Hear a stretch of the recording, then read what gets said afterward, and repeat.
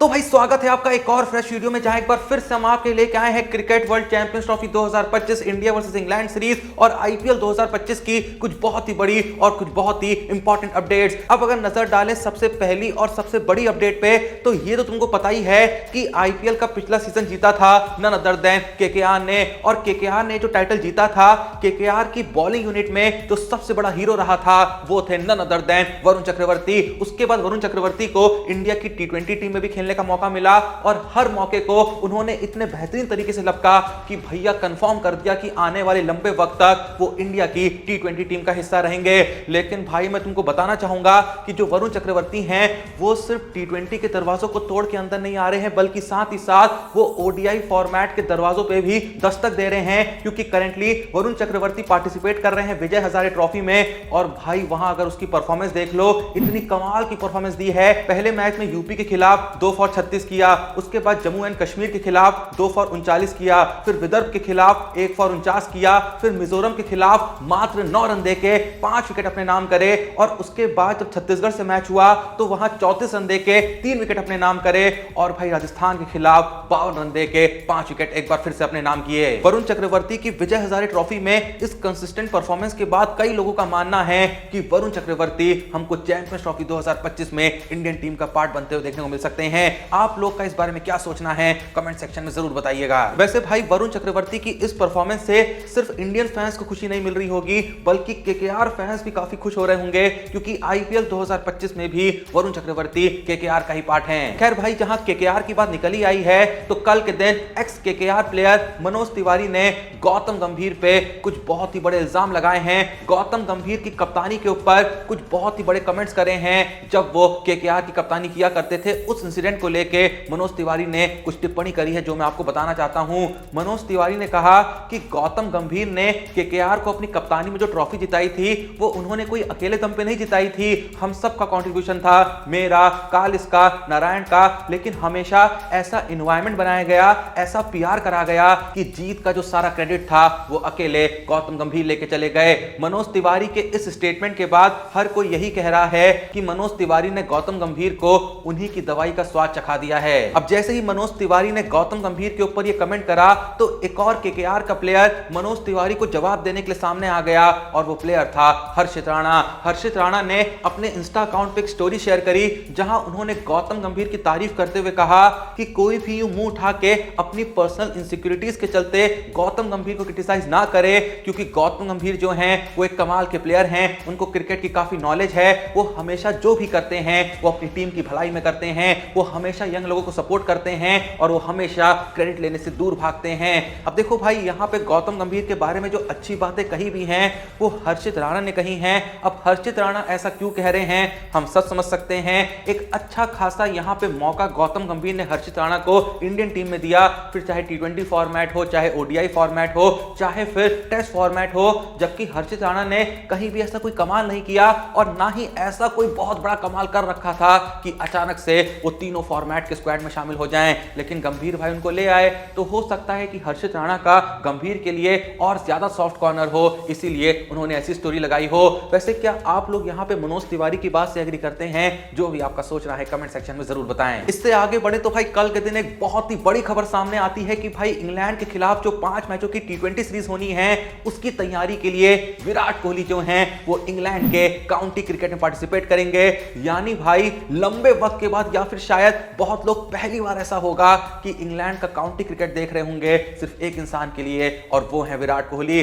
देखो अभी तक कोई भी ऑफिशियल न्यूज सामने नहीं आई है, लेकिन अगर सच में विराट कोहली ये डिसीजन ले रहे हैं तो भाई मैं बहुत खुश हूं। इसके अलावा चैंपियंस ट्रॉफी 2025 और इंग्लैंड के खिलाफ खेले जाने वाली ओडीआई सीरीज को लेकर भी कुछ बहुत बड़ी अपडेट सामने आई। पहली अपडेट तो ये है कि मोहम्मद शामी भाई आ सकते हैं। जी हां, मोहम्मद शामी हमें देखने को मिल सकते हैं इंग्लैंड के खिलाफ होने वाली ओडीआई सीरीज में भी और चैंपियंस ट्रॉफी 2025 में भी। उसके अलावा श्रेयस अय्यर का भी जो कमबैक है पूरे तरीके से कंफर्म है, वो हमें इंग्लैंड के खिलाफ होने वाली ओडीआई सीरीज में भी देखने को मिलेंगे।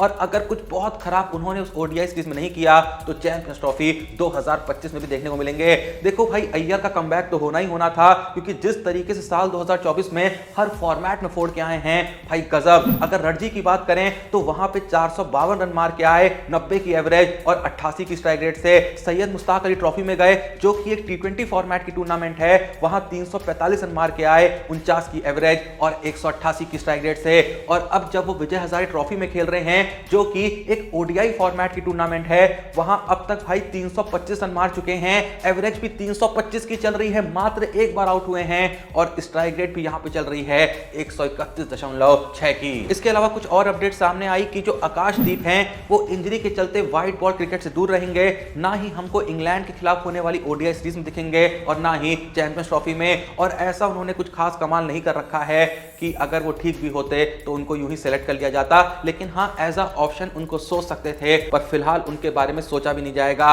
अब देखो भाई, जो मैं तुमको बात बताने वाला हूं वो सुन के तुम्हारा दिल टूट जाएगा भाई। बहुत चांसेस हैं कि जसप्रीत बुमराह हमको ना ही इंग्लैंड के खिलाफ होने वाली ओडीआई सीरीज में दिखें, उसमें तो उनको वैसे भी रेस्ट दिया जा रहा था, लेकिन भाई रेस्ट इसलिए दिया जा रहा था कि चैंपियंस ट्रॉफी 2025 में खेलें। लेकिन बहुत चांसेस हैं कि बुमराह हमको चैंपियंस ट्रॉफी 2025 में देखने को नहीं मिलेंगे, और भाई ये भी बहुत चांसेस हैं कि जसप्रीत बुमराह आईपीएल 2025 भी नहीं खेलेंगे।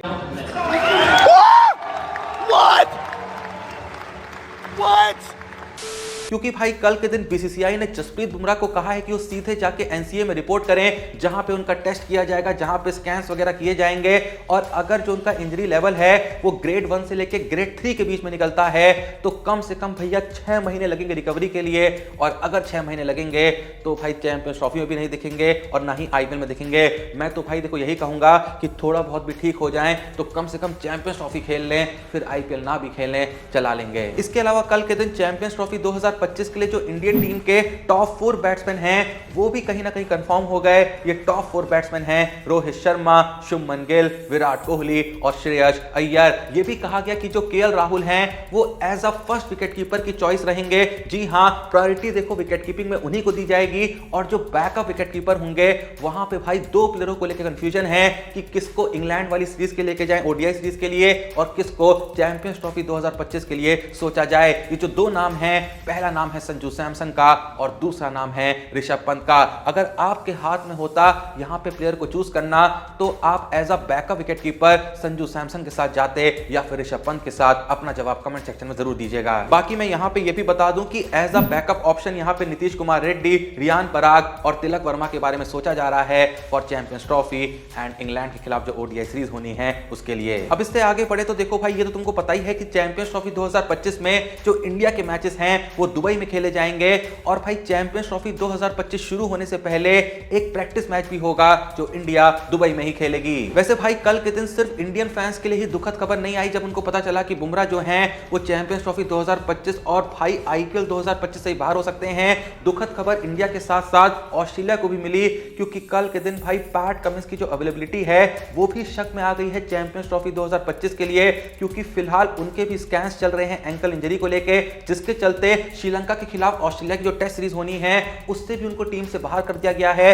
स्टीव स्मिथ वहां पे कप्तान होंगे, और अगर भाई स्कैन्स पैट कमिंस के थोड़े से ऊपर नीचे आए तो पैट कमिंस चैंपियंस ट्रॉफी में तो देखने को नहीं मिलेंगे, और अगर इंजरी बहुत ज़्यादा मेजर हुई तो एसआरएच वालों के लिए बहुत ही दुखद खबर है कि पैट कमिंस आईपीएल 2025 में भी देखने को ना मिले। अब ये खबर भले ही एसआरएच फैंस के लिए दुखद करने वाली है, लेकिन भाई खुशखबरी यहाँ पे है पंजाब फैंस के लिए, क्योंकि कल के दिन ग्लेन मैक्सवेल ने बीबीएल में मेलबोर्न स्टार्स के लिए खेलते हुए 32 बॉलों पे नॉट आउट 58 रन जड़ दिए। आरसीबी वाले सोच रहे होंगे कि भाई इस बंदे को रिटेन कर लेना चाहिए था, क्योंकि भाई आईपीएल 2025 के मेगा ऑक्शन में जो ग्लेन मैक्सवेल हैं बहुत महंगे नहीं बिके हैं, मात्र 4.2 करोड़ में पंजाब ने उनको खरीद लिया।